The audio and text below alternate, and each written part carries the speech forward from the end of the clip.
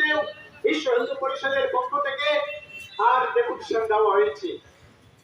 তো আমরা বারবার পবিত্র করা হচ্ছে, এই দুঃসাহস তারা দেখাচ্ছে।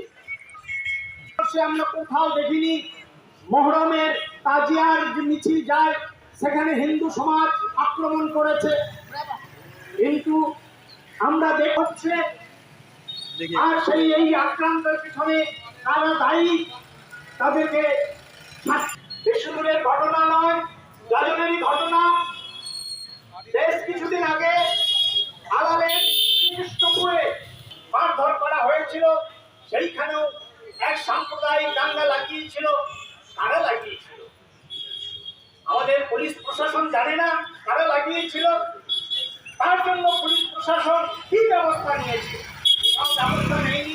সেই কারণে একমত হলে না, এরকম ব্যাপারে আমাদেরকে সজাগ করার জন্য আপনারা যে সমাজের প্রহরী হিসেবে এসেছেন আমাদের নলেজে দিতে, সেটা আমাদের পাশে হবে এবং আমরা প্রতিটি বিষয়ে প্রতিটি পয়েন্টের উপর আমরা নজর রাখবো।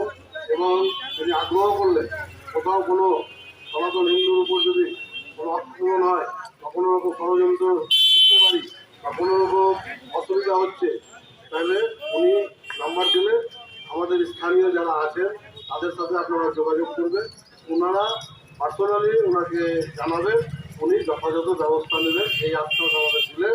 এবং খুব বন্ধুত্বপূর্ণ পরিবেশে এবং গঠনমূলক আলোচনার মাধ্যমে আজকে গাজল প্রখণ্ড বিশ্ব হিন্দু সমিতির ডেপুটেশন কর্মসূচি সফল হলো।